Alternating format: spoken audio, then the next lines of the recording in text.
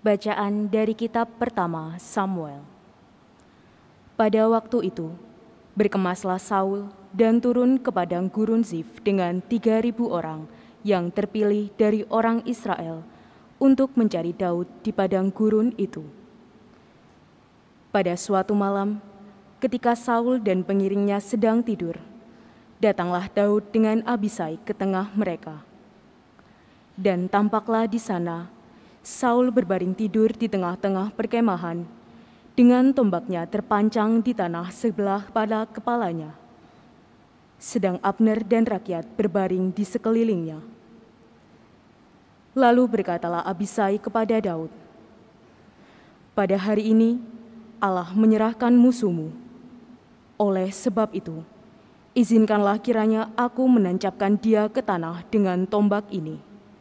Sekali tikam saja sudah cukup, tidak usah kutancapkan 2 kali." Tetapi kata Daud kepada Abisai, "Jangan memusnahkan dia, sebab siapakah yang dapat menjamah orang yang diurapi Tuhan dan bebas dari hukuman?" Kemudian Daud mengambil tombak dan kendi raja dari sebelah kepala Saul, lalu mereka pergi. Tidak ada yang melihatnya, tidak ada yang mengetahuinya, tidak ada yang terbangun, sebab sekaliannya tidur. Tuhan telah membuat mereka tidur lelap.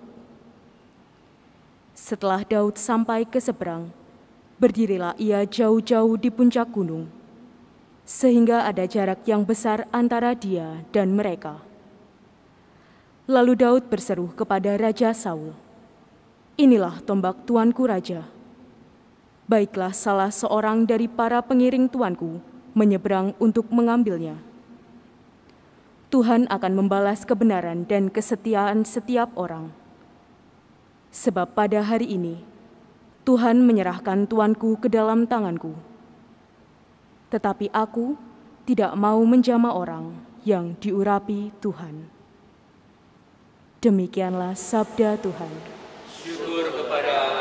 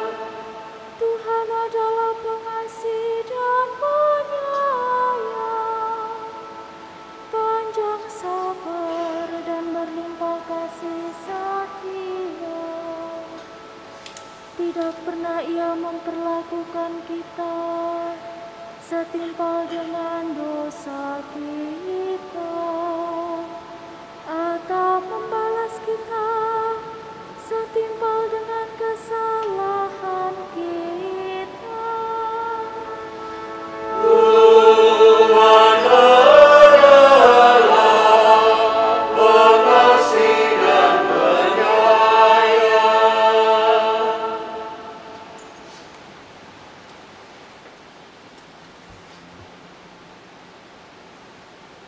Bacaan dari surat pertama Rasul Paulus kepada jemaat di Korintus.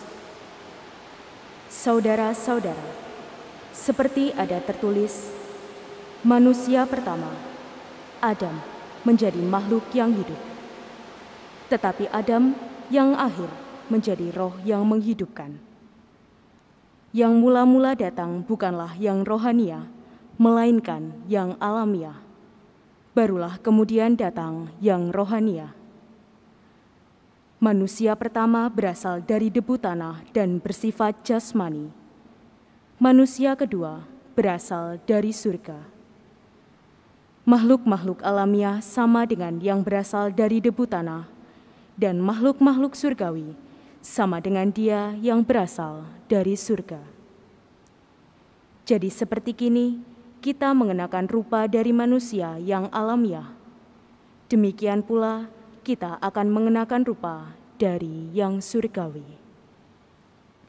Demikianlah sabda Tuhan.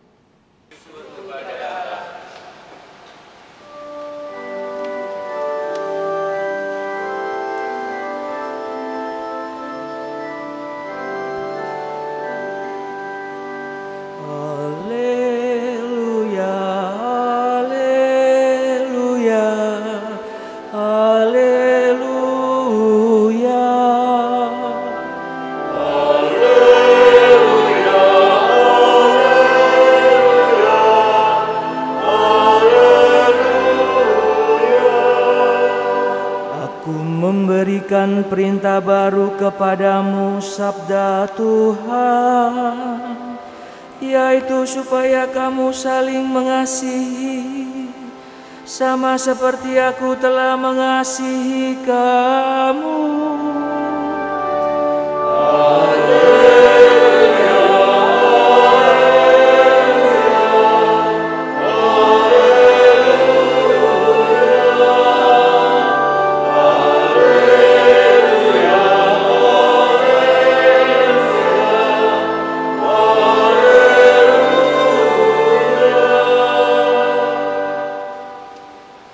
Tuhan bersamamu.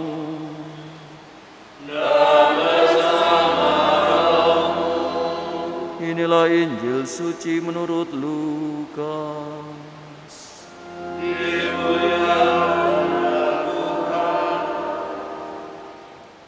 Sekali peristiwa, Yesus bersabda kepada murid-muridnya, "Dengarkanlah perkataanku ini, kasihilah musuhmu, berbuatlah baik kepada orang yang membenci kamu, berkatilah orang yang mengutuk kamu, berdoalah bagi orang yang berbuat jahat terhadap kamu. Bila orang menampar pipimu yang satu, berikanlah juga pipimu yang lain. Bila orang mengambil pakaianmu, biarkan juga ia mengambil jubahmu. Berilah kepada setiap orang yang meminta kepadamu, dan janganlah meminta kembali kepada orang yang mengambil milikmu. Sebagaimana kamu kehendaki supaya orang melakukan sesuatu kepadamu, lakukanlah juga demikian kepada mereka. Jika kamu mengasihi orang yang mengasihi kamu, apakah jasamu? Karena orang-orang berdosa pun mengasihi juga orang-orang yang mengasihi mereka. Sebab jika kamu berbuat baik kepada orang yang berbuat baik kepadamu, apakah jasamu? Orang-orang berdosa pun berbuat demikian. Jika kamu meminjamkan sesuatu kepada orang dengan harapan akan memperoleh sesuatu dari dia, apakah jasamu? Orang-orang berdosa pun meminjamkan kepada orang-orang berdosa supaya mereka menerima kembali sama banyak. Tetapi kamu, kasihilah musuhmu dan berbuatlah baik kepada mereka dan pinjamkan tanpa mengharapkan balasan. Maka upahmu akan besar dan kamu akan menjadi anak-anak Allah yang maha tinggi. Sebab ia baik terhadap orang-orang yang tidak tahu berterima kasih dan terhadap orang-orang jahat. Hendaklah kamu murah hati, sama seperti Bapamu adalah murah hati. Janganlah kamu menghakimi, maka kamu pun tidak akan dihakimi. Janganlah kamu suka mempersalahkan, maka kamu pun tidak akan dipersalahkan. Ampunilah, maka kamu akan diampuni. Berilah, maka kamu akan diberi. Suatu takaran yang baik, yang dipadatkan, yang digoncang, dan yang tumpah keluar akan dicurahkan ke dalam pangkuanmu. Sebab ukuran yang kamu pakai untuk mengukur akan diukurkan pula kepadamu. Demikianlah sabda Tuhan. Terpujilah Kristus.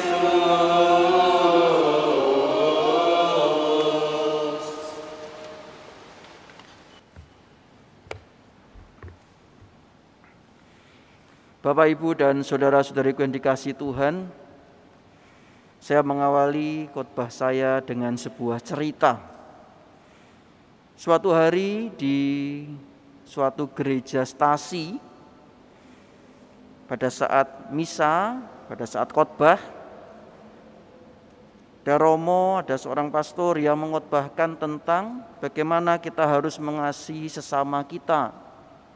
Lalu dalam khotbahnya, romo tersebut bertanya kepada umat, Bapak, Ibu, dan saudara-saudari yang ada di tempat ini, yang ada di ruangan ini, siapakah yang tidak punya musuh?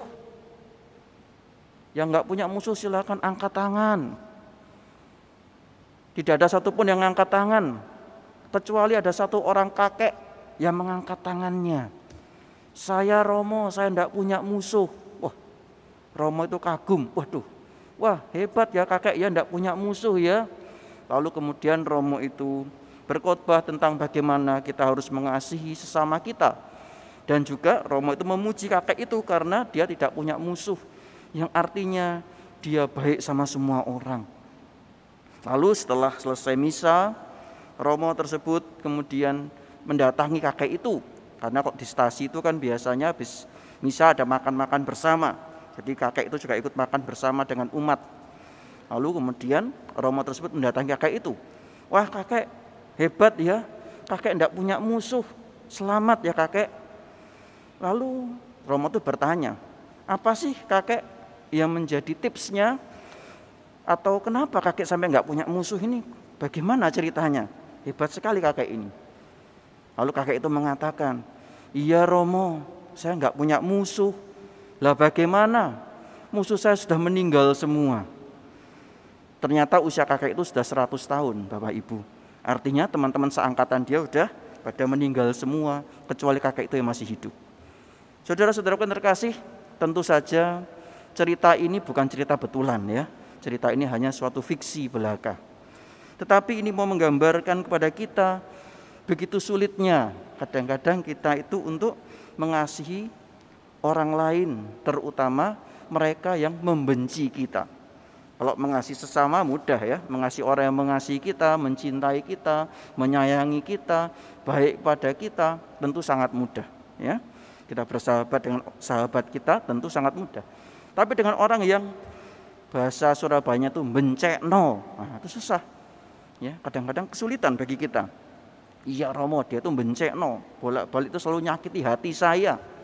Bagaimana? Setiap saat saya ampuni, ngulangi lagi kesalahannya. Setiap saat saya ampuni lagi, ngulangi lagi. Lama-lama ya saya mangkel, jengkel. Akhirnya jadi dendam. Bapak, Ibu, dan saudara-saudaraku yang dikasihi Tuhan, tetapi Injil pada hari ini mengajarkan kepada kita bagaimana kita harus selalu mengasihi orang lain, terutama mengasihi musuh-musuh kita. Mengasihi orang yang menyakiti kita. Di sini digambarkan bagaimana Allah adalah pribadi yang murah hati. Allah pribadi yang mencintai kita, mengasihi kita. Meskipun kita seringkali berdosa, seringkali jatuh dalam dosa-dosa kita, tetapi Allah selalu mengampuni dosa-dosa kita. Inilah yang harusnya kita ingat untuk pertama-tama bagaimana kita supaya dapat mencintai dan mengasihi orang yang membenci kita. Ingatlah selalu Allah yang murah hati. Ketika kita masuk ke dalam ruang pengakuan dosa, kita menyatakan pertobatan kita dengan hati yang menyesal, maka Allah mengampuni kita. Allah menganggap dosa kita sudah dihapuskan karena kita sudah mengaku dosa. Kita menyesal atas dosa-dosa kita dan mau berbuat baik. Dan setiap kali kita datang ke ruang pengakuan dengan dosa-dosa yang sama, Allah selalu membuka hatinya untuk mengampuni dosa-dosa kita. Maka sebenarnya kita juga wajib untuk mengampuni orang yang bersalah kepada kita. Karena Allah telah terlebih dahulu mengasihi kita. Jadilah murah hati seperti Bapamu di surga murah hati. Saudara-saudara yang terkasih dalam Tuhan, namun sebenarnya juga mengampuni dosa-dosa sesama kita, berbuat baik kepada orang lain, dan tidak punya musuh itu juga punya dampak yang positif bagi kita. Yang pertama-tama kita bisa berpikir positif terhadap orang lain. Ya, kalau kita tidak punya musuh, tidak punya dendam, tidak membenci siapapun juga, maka kita akan menjadi pribadi yang lepas bebas. Selalu berpikir positif terhadap orang lain. Dan tentu ini akan menyehatkan kita sendiri. Orang yang punya musuh, setidaknya dia secara batin sakit. Ya kan? Karena dia penuh dengan dendam, penuh dengan kebencian, penuh dengan amarah. Dan dia tentu tidak bisa berpikir secara jernih karena isinya amarah saja. Akhirnya stres. Ya. Ada orang yang karena dia saking dia suka membenci orang lain, dendam pada orang lain, di mana-mana dia marah-marah, kepada keluarganya marah-marah. Dia dimarahi atasannya, dia marah sama atasannya, dia kemudian pulang ke rumah marahi istrinya. Istrinya juga ikut marah karena dimarahi suaminya, kemudian anaknya dimarahi juga. Anaknya ikut marah karena dimarahi orang tuanya, akhirnya memarahi kucingnya dan anjing-anjingnya. Anjing-anjing dan kucing-kucingnya marah, akhirnya memarahi tikus-tikus yang ada di rumahnya. Nah, artinya kalau di sini mau digambarkan apa? Bahwa kemarahan itu dari satu orang itu bisa menyebabkan dampak sosial bagi orang lain. Artinya semua orang bisa tidak mengalami damai sejahtera. Tapi sebaliknya, ketika kita selalu berpikir positif, ketika kita selalu berusaha untuk berbuat baik dengan kerendahan hati, kita bisa memaafkan orang lain, maka kita tentu bisa selalu batin kita sehat. Kita selalu ceria dan gembira, kita selalu bersemangat dalam hidup kita. Maka kadang-kadang ada orang yang kita lihat kok kayaknya nggak punya masalah apa-apa ya. Selalu hidupnya ceria, selalu berpikir positif, selalu melihat hal-hal yang baik-baik. Itulah orang-orang yang sebenarnya bisa dengan suka hati, suka rela untuk menerima dirinya dan mengampuni orang lain. Kita belajar dari bacaan pertama pada hari ini, bagaimana Daud yang dibenci oleh Saul, ya dicari-cari oleh Saul karena Saul cemburu, karena Daud lebih dipuji-puji oleh umat saat itu ketika mengalahkan Goliat. Saul marah, Saul cemburu, terbakar oleh provokasi dari orang-orangnya, dan ia mau membunuh Daud. Namun apa yang terjadi ketika dalam perjalanan di padang gurun untuk mencari Daud? Saul kelelahan mungkin dengan tentara-tentaranya, lalu tertidur. Dan ketika tertidur itu, Daud datang ke tenda atau ke perkemahannya Saul. Bisa saja ia membunuh Saul saat itu, karena semua tentaranya Saul dan Saul tertidur. Bisa saja dia membunuh, karena tombak ada di sebelah kanannya. Ya, ini memang untuk siap siaga sebenarnya. Ada di sebelah kanannya Saul yang tertidur. Namun Daud tidak mau membunuh Saul. Ia hanya mengambil tombak dan kendinya Saul saja. Dan ketika besok paginya Daud berteriak, ia memanggil Saul, sebenarnya aku bisa membunuh kamu, Tuhan sudah memberikan kamu kepadaku. Namun aku tidak mau menyentuhmu karena engkau diurapi oleh Tuhan. Saudaraku yang terkasih dalam Tuhan, di sini kita dapat melihat bagaimana Daud yang begitu bijaksana akhirnya dapat menobatkan Saul. Saul kemudian memang kalau kita lihat dalam bacaan berikutnya, Saul menjadi bertobat. Ia menyesal karena dia telah mengejar-ngejar Daud yang sungguh ternyata mengasihi dia. Saudara-saudara terkasih dalam Tuhan, itulah hikmahnya ketika kita dapat mengasihi dan mencintai orang lain, dapat mengampuni sesama kita. Kita akan tentunya akan berdamai dengan banyak orang, berdamai dengan semua orang. Ketika kita merendahkan diri untuk membuka hati dan mengampuni. Selain itu juga tentunya kita akan sehat secara jasmani kita. Orang yang suka suka gelut atau suka memuji orang lain, tentu akan secara jasmani juga akan sering sakit karena stres, marah hatinya. Tetapi orang yang mau berdamai dengan orang lain akan selalu bersuka cita dan bergembira. Oleh karena itu saudara-saudara yang terkasih dalam Tuhan, mari kita gunakan pakaian rohani kita, yaitu damai sejahtera, sukacita, kegembiraan, dan kasih Allah di dalam hidup kita, sehingga kita pun dapat senantiasa berdamai dengan semua orang, senantiasa dapat menciptakan kerukunan, persatuan dengan semua orang, sehingga kita pun dapat menjadi warta dan cinta kasih Tuhan bagi semua orang, dan hidup kita pun akan menjadi hidup yang damai, hidup yang penuh sukacita dan gembira. Berkat Tuhan menyertai kita sekalian.